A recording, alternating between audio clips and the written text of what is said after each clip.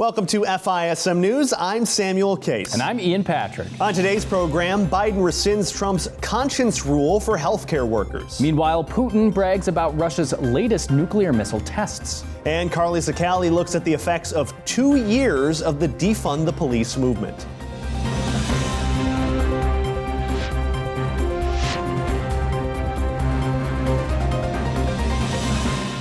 Let's start off today with some political news. A group of 26 U.S. governors launched a new task force this week to address the crisis at the U.S.-Mexico border. Led by Governors Doug Ducey of Arizona and Greg Abbott of Texas, the group intends to do what the federal government won't: secure the southern border, in its own words. The unprecedented multi-state initiative was announced only a day after CBP issued a report disclosing that illegal migrant crossings at the southern border have reached the highest numbers seen in the last 2 decades. The task force is modeled after Ducey's 2015 Arizona border strike force, which has resulted in the seizure of almost 16,000 pounds of illegal drugs, including deadly fentanyl. Governor Ducey said his initiative in Arizona is working and said that a similar initiative is necessary for the southern border because, quote, transnational criminal organizations continue to profit from holes in the border and fill our communities with drugs. According to the news release, the task force plans to fill the void created by federal inaction by sharing intelligence, bolstering cybersecurity, and working collaboratively to improve efforts to protect children and families. Meanwhile, 10 congressional Democrats have joined GOP lawmakers to oppose Biden's plan to repeal Title 42 at the end of this May. Meanwhile, hundreds of groups of pro-life demonstrators assembled at California's state capitol on Tuesday to speak out against proposed legislation that they say will sanction the killing of babies up to a week after birth. Ahead of the scheduled demonstration, state lawmakers tried to change the bill's language to clarify that what it tried to mean was that parents are cleared from culpability if their child dies during delivery. The bill's critics, however, were not swayed by that edit. The legislation is one of several efforts by Democratic leaders to codify abortion in their respective states ahead of a Supreme Court decision that could potentially overturn Roe v. Wade. In preparation for that ruling, California Governor Gavin Newsom previously designated his state as a pro-abortion sanctuary state. However, one California pastor, Jake Hibbs of Calvary Chapel, Chino Hill, is urging church leaders and Christians to make their voices heard and not give up on his state, saying this, quote, "I challenge you to fight for California. I challenge you to pray for California, and I challenge you not to give up on California." Meanwhile, the Biden administration is in the process of rescinding the conscience rule, a piece of legislation that former President Trump passed back in 2019 that would have made it easier for healthcare workers to refuse to provide care that violated their moral or religious beliefs. Immediately after the Department of Health and Human Services instituted the rule back in the day, Democrat-led states, along with Planned Parenthood, filed suit to challenge it. The rule was struck down in November of 2019, with the district judge saying in his ruling at that time that it would upend the status quo and jeopardize billions of dollars in federal health care funds. Critics of the rule have stated that it would adversely affect women and the LGBTQ+ community by allowing health care providers to pick and choose who they serve. An examination of the rule, however, shows that the conscience rule did not take away the rights of any patient who needed life-saving or life-giving care. It didn't even take away the rights of any patient who wanted to have an abortion or to seek options in pregnancy. What it simply did was strengthen the conscience protections that have already been in place for healthcare workers. When passing the rule in 2018, Trump said that it was necessary to safeguard the religious rights of healthcare workers, specifically when it came to controversial procedures like abortion. And in other news, law enforcement have charged 21 people across the U.S. with COVID-related fraud as part of a broader effort to crack down on pandemic-related crimes by the Department of Justice. The department says the latest charges include filing false Medicare and other billing claims, kickbacks, and money laundering. It said the alleged actions led to more than $149 million in COVID-19 related false billings to federal programs and theft from federally funded pandemic assistance programs. So far, more than $8 million in cash and other fraud proceeds were able to be recovered. Others were also charged with creating and distributing fake COVID-19 vaccine cards as well. As of late March, justice officials said they had brought more than 1,000 criminal cases as part of its pandemic enforcement efforts. For some context, FISM News has previously reported that it's believed fraudsters had stolen hundreds of billions of dollars from pandemic relief programs in what prosecutors have called the largest fraud in U.S. history. And finally, a parachute demonstration at an MLB baseball game was the inadvertent cause of an evacuation of the U.S. Capitol on Wednesday. In the evening, the U.S. Capitol Police sent an alert that it was tracking an aircraft that it deemed a probable threat to the Capitol complex, only to then issue a less alarming tweet assuring that there was no actual threat. In the interim, the Capitol Police learned that the aircraft in question was the plane that delivers the world-renowned Army Golden Knights precision parachute team to its demonstrations. On that day, the group parachuted into Nationals Park, which was hosting a military appreciation event. Now, while the Capitol Police did not elaborate on what exactly went wrong, Speaker of the House Nancy Pelosi blamed the Federal Aviation Administration for what she said was failing to notify authorities that the Golden Knights plane would be flying into restricted airspace in the first place. Calling it outrageous and inexcusable in a statement, Pelosi said the evacuation was detrimental to Capitol members who are, quote, still grappling with the trauma of the attack on their workplace on January 6th. The Army has since promised a review in response to Pelosi's allegations. And up next, Russia declares the Ukrainian city of Mariupol as being liberated while Moscow tests nuclear-capable weapons. These stories and more when we come back from today's Moment in History.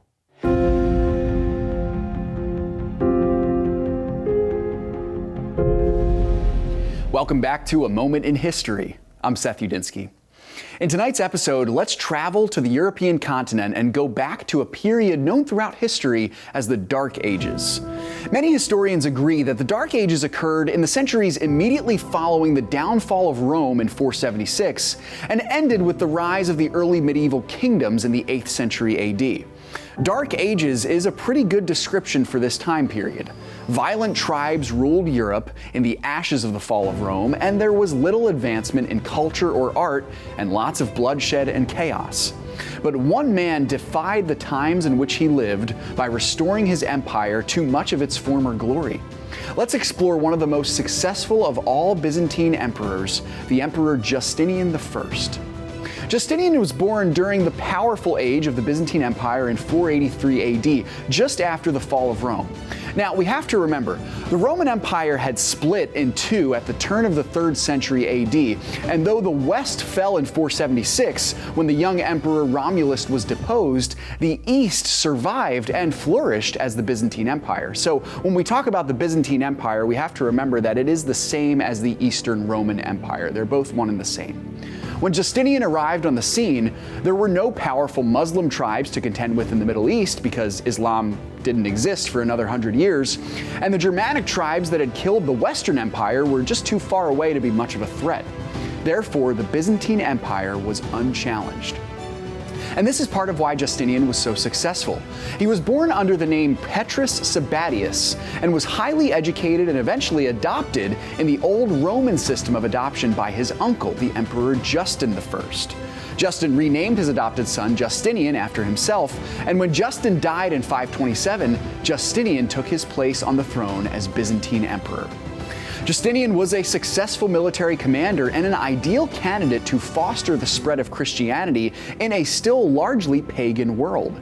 He extended the empire westward beyond its boundaries and almost doubled it in its size. In fact, it could be said that Justinian resurrected the old united Roman Empire, restoring the lands around the Mediterranean to Roman rule, including the old imperial capital of Rome. In the new capital, Constantinople, Justinian commissioned the building of the Hagia Sophia, or the Church of Holy Wisdom, one of the most majestic Christian churches in the world that still stands today. Justinian's empire reached from the Atlantic Ocean on the coast of Spain to the Tigris and Euphrates Fertile Crescent in the Middle East. And one can only wonder how much the spread of Islam might have been curbed if Justinian was on the throne when Muhammad founded Islam in the early 7th century AD.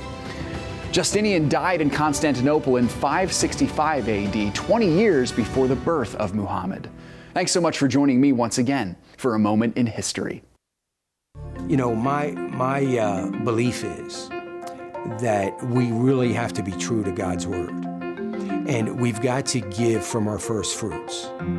And we all have different means into what we can give. But it's incredibly important that we're giving to God's work. first and foremost.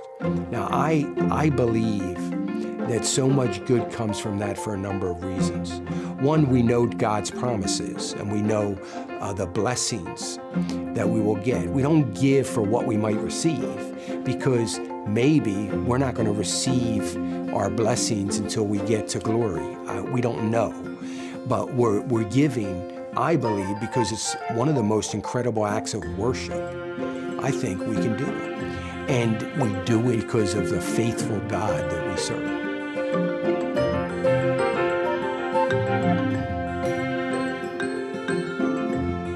When I first thought I was pregnant, it was like the scariest thing that I've ever had to deal with. I just kept telling myself, I can't have a baby right now. This lady was walking down the street and she was like, oh, I know a place where you can get an abortion done. I went in and Ms. Jackie was like, well, would you like an ultrasound? And I was like, sure, whatever. She was giving me the ultrasound and she turned on the sound and my baby had a heartbeat.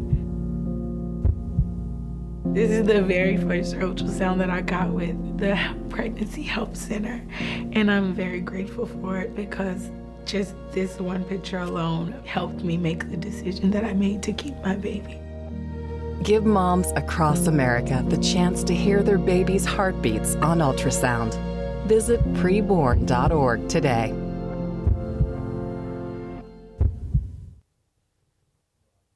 Welcome back to FISM News. I'm Samuel Case.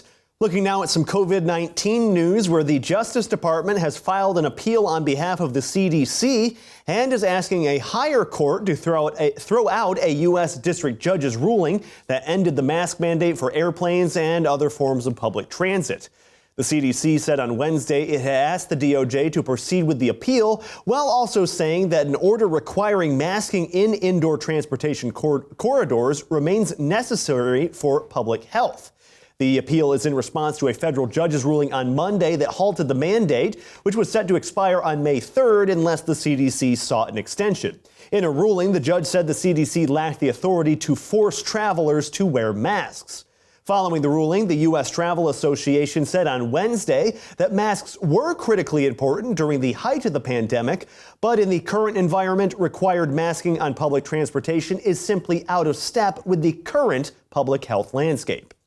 And with that, let's move to some international coverage, where Russian President Vladimir Putin on Thursday ordered his forces not to storm the Azovstal steel plant in Mariupol, but rather to secure what is left of the sprawling structure so that not even a fly comes through, in his own words. It is estimated that roughly 2,000 Ukrainian forces plus an unknown number of civilians are holed up in the plant, which was virtually leveled by heavy bombing on Wednesday. Putin's defense minister said the rest of the city has been liberated, a term that Russia uses in referring to areas that its forces have seized. Putin welcomed the news as a success and said those who remain in the city, which has seen some of the worst suffering of the war, should surrender, adding that they will be treated with respect. The city's mayor previously stated that at least 20,000 people are feared dead as a result of nearly a 2-month siege. Ukrainian officials have not yet responded to Putin's remarks, but said earlier that 4 busloads of civilians managed to escape the city following several thwarted efforts. Ukraine's chief negotiator called for talks inside of Mariupol in a last-ditch effort to negotiate the safe release of the last defenders. He tweeted late on Wednesday, quote, "Without any conditions, we're ready to hold a special round of negotiations right in Mariupol." In some related news, Russian President Vladimir Putin appeared on television on Wednesday to brag about his newest intercontinental ballistic missile, which could be equipped with a nuclear warhead. Reuters quoted Putin as saying this, quote, "The new complex has the highest tactical and technical characteristics and is capable of overcoming all modern means of anti-missile defense." He went on to say this, quote, "It has no analogs in the world and won't have any for a long time to come." The comments, which followed a test of the missile, are the most recent in which Putin has used Russia's nuclear capabilities as a threat in an attempt to keep the West from taking further actions against Russia for its invasion of Ukraine. Just for example, on March 22nd, Putin's spokesperson Dmitry Peskov told CNN that Russia could use nuclear weapons if it believed there was a, quote, existential threat to the country. Back in the U.S., the Department of Defense downplayed the event, with Pentagon Press Secretary John Kirby saying Russia had notified the U.S. that a test would be taking place. Meanwhile, over in Israel, the Israeli Defense Force confirmed that it issued retaliatory attacks on sites in the Gaza Strip after 2 attempted missile strikes from that area late on Wednesday. A siren was heard going off in southern Israel as a single missile fired into the nation, reportedly landing in an open area in the southern city of Sderot. No one was hurt from this initial strike, but IDF responded by launching its own attack against what it called terror targets in Gaza, which included an underground complex used to produce rocket engines, a Hamas launch compound, and anti-aircraft missile storage facility. Later on, IDF said that another 4 rockets were fired into Israel, but were intercepted by the Iron Dome missile defense system. Hamas released a statement on the retaliatory strike, saying it would only encourage Palestinians to resist the occupation and step up their support for Jerusalem and its people, in their own words. The tensions between the Palestinian people and Israel have now risen so high that some reports suggest that Israeli Prime Minister Naftali Bennett has decided to close the Temple Mount off to Jewish visitors until the end of Ramadan. In response, right-wing Israelis organized a march throughout Jerusalem on Wednesday in protest, which drew more condemnation from Hamas. And in other parts of the world, 14 people faced trial in Belgium on Tuesday over accusations of helping the jihadist group that killed 130 people in the attacks across Paris back in 2015. 12 of the accused face charges of leading a terrorist group or participating in terrorist activities, with potential prison terms of up to 15 and 5 years, respectively. Prosecutors say they helped attackers travel to Syria or supplied them with weapons. Some are accused of secretly housing the main suspect in a trial of more significant attack participants in Paris. 2 of the group face non-terrorist charges, one for having supplied false documents to those involved in both the Paris attacks and the bombings at Brussels airport and on the Brussels metro in March of 2016. The other is accused of handling arms and explosive materials. Hearings are scheduled to run until May 20th, with rulings expected by the end of June. And the International Monetary Fund, or IMF, said on Wednesday that governments must target fiscal support to vulnerable populations hit hardest by rising energy and food prices and now facing growing food insecurity as a result of Russia's war in Ukraine. In its latest report on global fiscal developments, the IMF said higher food and energy prices have heightened the risks of social unrest, especially in low-income countries already struggling with high debt levels after the COVID-19 pandemic and now facing higher borrowing costs amid high interest rate hikes. IMF Fiscal Affairs Director Vitor Gaspar said poor households spend up to 60% of their budgets on just food, compared to just 10% for the average household in advanced economies. However, many countries lack the spending power to fully address the latest crisis. The IMF also said it expects global public debt to fall to 94.4% of gross domestic product in 2022, after peaking at 99.2% back in 2020. Stabilizing eventually around 95% over the medium term. But that level is still 11 percentage points higher than before the pandemic. And coming up, we have more coverage on the Arizona wildfires, a new cancer therapy, and a report on how effective defund the police and its policies have been since the 2 years since they were implemented. We'll be right back.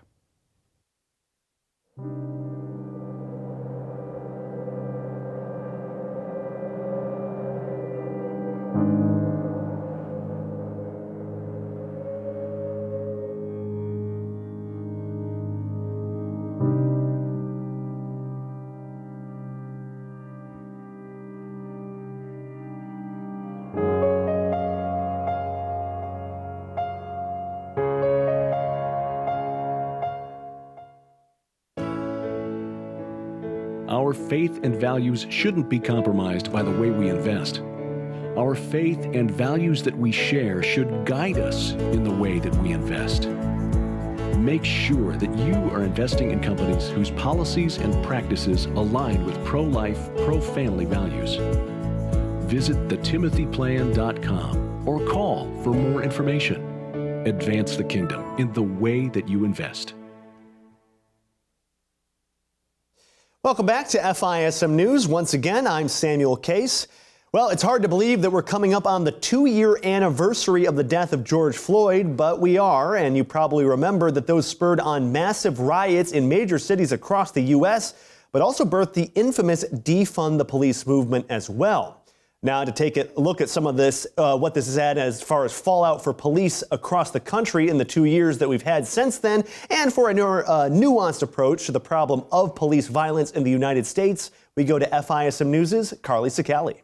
There are things in the news that we see every day that are hard to have a clear perspective on, and some of the trickiest ones tend to divulge into two polarly opposed sides. We saw the outpouring of emotion after the death of George Floyd at the hand of overly forceful police officers, and that turned into a movement that in some corners and eventually in some cities went to the extreme of demonizing police as a whole and demanding the police be defunded. Unfortunately, another awful example of one of these troubling incidents recently occurred in Grand Rapids, Michigan, where shocking body cam footage showed the very short but deadly encounter between one cop and one black man in a residential area. In the footage compiled by USA Today, you see the car being pulled over for having the wrong plates on it. Experts' commentary throughout the video points out that there were many points where de-escalation could have been attempted. The recommendation would be for the officer to call in backup. Instead, he chooses to physically engage the subject in a moment where the subject has nowhere to go, and frankly, his cars, keys, and wallet are in control of the officer. A professor of criminal justice and community policing commented that the thing any officer shouldn't want is physical confrontation when they're by themselves. Unfortunately, what follows is a physical struggle between the officer and the man, which escalates to a struggle over the officer's taser, and within a minute, the officer pulls out his gun and shoots the victim in the head. It's understandable why situations like this inspire strong emotions and a desire for reform to policing. However, in the wake of extreme and violent Black Lives Matter protests, data has shown that such extreme cries for defunding of the police actually brought a massive uptick in murders, and Black Americans were disproportionately affected. This trend has been given the name the Ferguson effect when, in the face of these violent protests, police pulled back their forces and violent crimes were allowed to surge. The theory gained widespread attention in 2016 after the Manhattan Institute's Heather McDonald wrote an opinion piece arguing the effect is one where, quote, the Black Lives Matter narrative about racist, homicidal cops has produced virulent hostility in the streets. Murders across the board spiked by nearly 30% in 2020, according to FBI data, marking the largest single-year increase in killings since the agency began tracking the crimes. Among Black Americans, the number of deaths spiked by more than 32% compared to 2019, at 9,941 murders in 2020. The number of Black murders was also far higher than white Americans in 2020. The FBI data shows 7,043 white people murdered that year, meaning 2,898 more Black people were killed compared to whites, which is significant, especially because Black Americans only make up 13% of the population. Progressive leaders also ushered in criminal justice reforms theoretically intended to rectify the imbalance of Black Americans who are arrested, convicted, and incarcerated, but in practice, in cities like New York, experts say these reforms backfired, resulting in a spike in crime. For example, the New York changes to the bail laws that went into effect in 2020 led to a 43% reoffense rate of defendants who would have otherwise been in jail and off the street. A former executive district attorney in the Queens District Attorney's Office summed up the ineffectiveness of progressive solutions, arguing that in aiming for racial equity in criminal justice, rather than focusing solely on deterring and responding to crime, policymakers seem to have neglected the foundational purpose of law and order. This is Karley Cicale, FISM News. Thank you for bringing us that report, Karley. And if you'd like to watch this segment again, you can find it on FISMnews.tv. All right, let's move back into our coverage for today. A wind-driven Arizona wildfire almost tripled in area on Wednesday after burning dozens of structures and forcing thousands to flee their homes in a drought-hit rural area. Called the Tunnel Fire, the blaze swept northeast over largely unpopulated hills 14 miles north of Flagstaff, Arizona, reportedly burning over 16,600 acres. True Brown, a fire management officer with the Coconino National Forest, stressed the importance of how rapidly this fire is moving to reporters late on Tuesday. The fire, driven by traditional gusty spring winds, destroyed 24 structures and forced more than 2,000 residents from their homes, according to the Coconino County Board of Supervisors. The area is part of a swath of Arizona, New Mexico, Utah, and Colorado, caught in more than 2 decades of largely unrelenting drought after average temperatures rose about 1.4 degrees Fahrenheit in the past century, according to data from the Desert Research Institute and National Oceanic and Atmospheric Administration. Around 360 miles to the east, an elderly couple unfortunately died in their Ruidoso, New Mexico home last week when a wildfire destroyed hundreds of thousands and forced thousands others to flee the mountain town.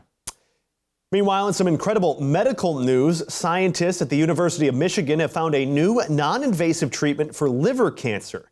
The new treatment uses sound waves to break down liver tumors, killing cancer cells and then prompting the immune system itself to destroy the remaining pieces of the tumor. So far, this technology has only been used on rats, but the researchers believe it is a step forward in treating liver cancer in humans. Liver cancer is the third leading cause of cancer-related deaths globally and has only a 5-year survival rate of about 18%. The liver is also one of the most common organs for cancer metastasis. According to one of the study's authors, though, quote, even if the treatment doesn't target the entire tumor, it can still cause the tumor to regress and also reduce the risk of future metastasis. The researchers believe there is also potential to use the device for other types of cancers, such as kidney, brain, prostate, breast, and pancreatic as well. That's some good news to hear. Meanwhile, a Pennsylvania lawmaker is calling on the state's Department of Education to respond to questions about gender identity and sex curriculum targeting young students. And specifically, this is about a slideshow featuring a gender unicorn diagram. This demonstration was used in a Grove City College seminar, which instructed education students on creative ways to have conversations about gender ideology and sexual preferences with children in kindergarten through the first grade. It features a purple unicorn and brightly colored text inviting young children to select their gender identity, their sex assigned at birth, and who they are physically attracted to and emotionally attracted to. Republican State Representative Aaron Bernstein demanded to know how and to whom the materials were provided in a letter addressed to the Pennsylvania Department of Education secretary. The lawmaker asked if the PA Education Department endorsed the diagram and if it's being used in any approved education courses. The PA Department of Education would not confirm the use or support of these diagrams, saying only that they support diversity, equity, and inclusion efforts in all schools. And finally, in a quick bit of sports news before we close out today's program, the All England Lawn Tennis Club announced on Wednesday that tennis players from Russia and Belarus will not be allowed to compete at this year's Wimbledon due to Moscow's invasion of Ukraine. Chairman Ian Hewitt said this, quote, we recognize that this is hard on the individuals affected, and it is with sadness that they will suffer for the actions of the leaders of the Russian regime. Now, the ban has been met with strong reactions, including from the world #1 player Novak Djokovic, who called the decision crazy. The decision means that the likes of men's world #2 Daniil Medvedev of Russia and women's 4th-ranked Aryna Sabalenka of Belarus are ruled out of the June 27th to July 10th tournament. The move is also the first time players have been banned on the grounds of nationality alone since the immediate post-World War II era, when at the time both German and Japanese players were excluded from the competition. I didn't know it's been that long since something like this has happened. I don't think I realized it happened at all. Yeah, to be honest, I'm not sure I have Wimbledon of all either. places. I know. Well, that is our program for today, and we thank you for joining us, and we ask that you visit FISMnews.tv for more until our next program. And for any other updates, you can also check us out on social media. Type in FISM News on all the major platforms, or you can check out the FISM app as well. Thank you so much, and see you tomorrow night.